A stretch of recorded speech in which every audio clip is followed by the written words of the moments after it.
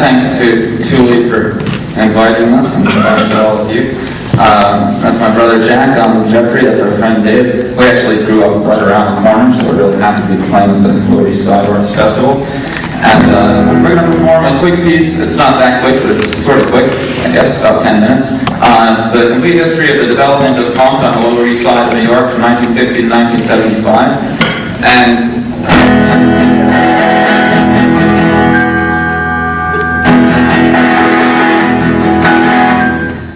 just like to say that you should keep in mind that although this is a history that covers about 25 years worth of creativity and lunacy and some genius people and some who are just wackos, I don't think a single one of them would have lived on the Lower East Side if rents were what they are today. So we need to fight for more affordable housing to keep the area creative.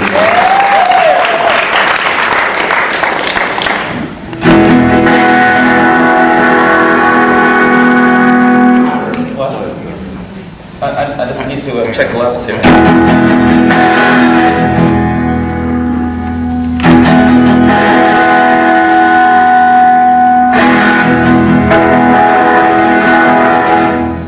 Okay, the fact that we're kind of a mess is just like an abstract expression of the history of punk. But okay, so anyway, the complete history of the development of punk on the Lower East Side of New York, 1950 to 1975. We start with Harry Smith in 1950, a beatnik weirdo living in New York City.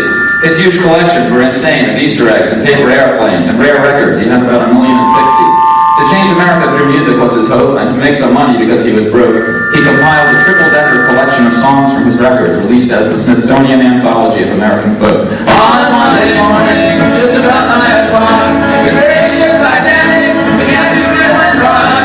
Husbands and wives, little children lost their lives.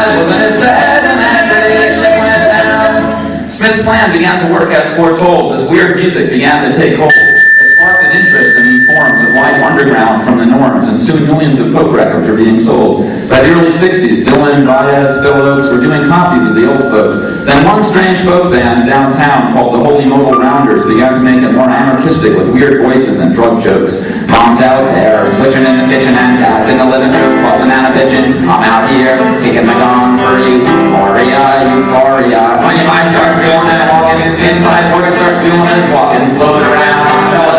Euphoria. That was 1964. Then in 1965, Lou Reed and John Cale of Ludlow Street Dive had a similar musical spin, also on acoustic guitar and violin, with even more New York Street drug jive. Hey white boy, what you doing uptown? Hey white boy, you chasing our women around? Pardon me, sir, nothing is better for my mind. I'm just waiting for a dear friend of mine. I'm waiting for a man. Now, in 1965, the Holy Modal Rounders met other beatnik intellectual thugs over on East 10th Street who called themselves the Fugs. They were recorded by Harry Smith playing the punkiest songs yet to exist, lo-fi noisy shit about poetry, sex, and drugs. I don't have a bedtime, I don't need to come, for I have become, and you better not be wrong. If you don't like sleeping and don't want to screw, then you should take one the best that I'm into.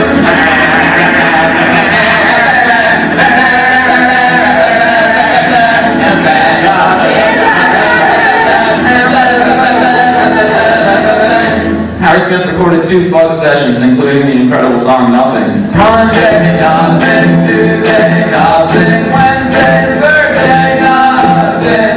Friday, to change a little more, nothing. Saturday, once more, nothing. Fucking nothing. Sucking nothing. Flesh and sex, nothing. The world's great books are a great set of nothing. Social anthropology, nothing.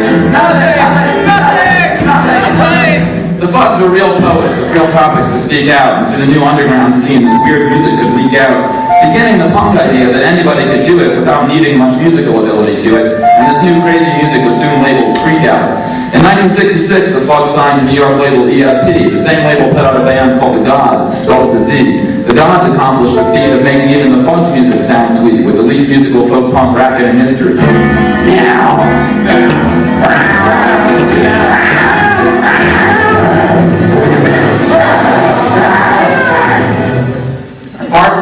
hippie scene, New York underground music was far from mainstream. It was intellectual, but noisy and hectic, and then the Velvet Underground went electric and made folk punk more beautiful and more extreme.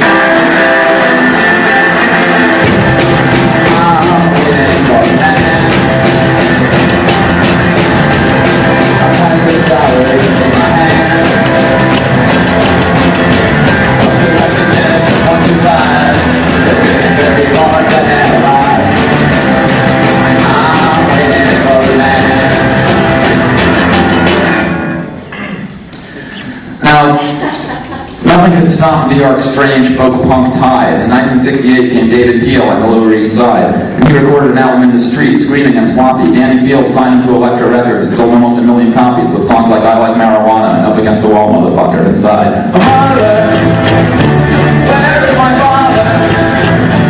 Where is my father? They're at war. They're at war. We made them join the dirty U.S. Army. They told us all the filthy white lies. They gave us all this bullshit amorality. Now my brother and my father gonna have to die.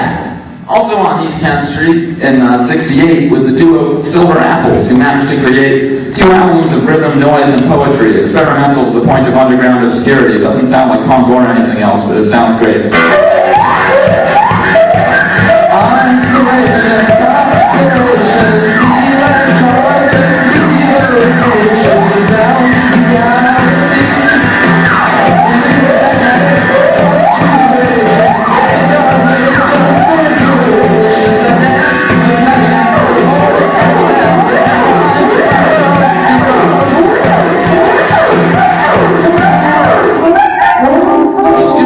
Freakout band in Detroit, and Fugs ignored them until Danny Field brought them to New York and had John Cale from the Velvets record them. While most acid rock was turning into progressive, the Stooges instead pushed the raw and aggressive, and Iggy Pop sang about degradation and boredom. Well, 1969, okay, all across the USA, another year behind you, another year with nothing to do.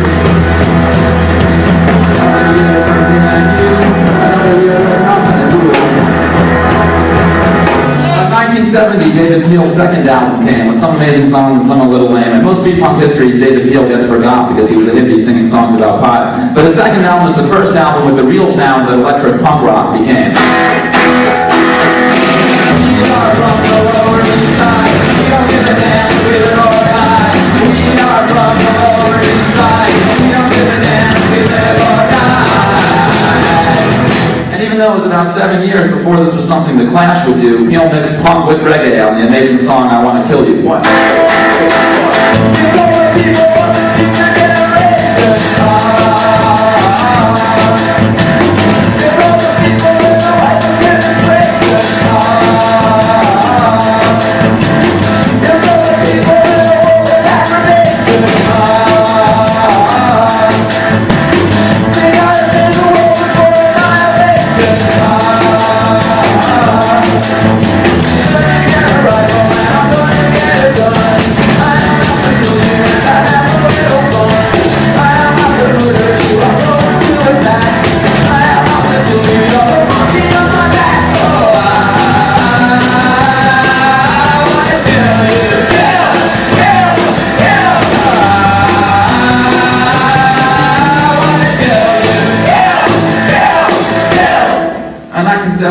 Lester Bangs first writes the word punk to describe 60s enthusiastic teenage rock junk.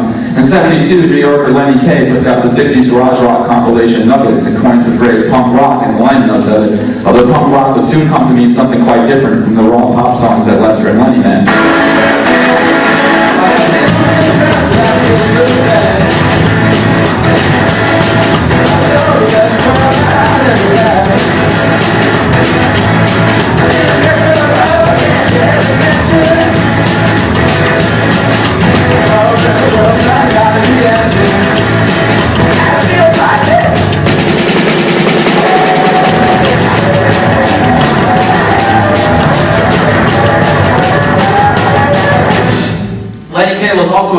West. And he began playing music with an East Side poet named Patti Smith, who would use it to mix wild poetry with simple rock stuff, like the Fugs in a way, but less rough. A postmodern way to take high art and low art and fuse it. There's two eye-holes in the so I'm gonna take that up and Jesus died for somebody's sins, but not mine.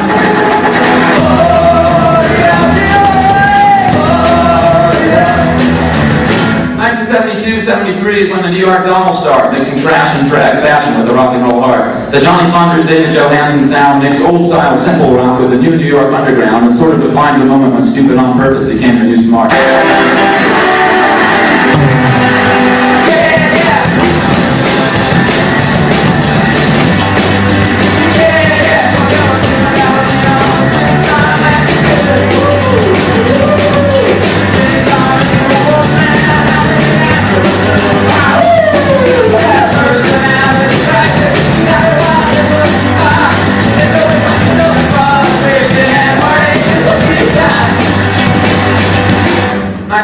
On the Lower East Side began punk fashion as well, with spiked hair and ripped clothes worn by a poet named Richard Hell. Hell was in television, Neon Boys, the Heartbreakers, the Voidoids, and he wrote the song that gave the new 70s punk generation its first anthem yell.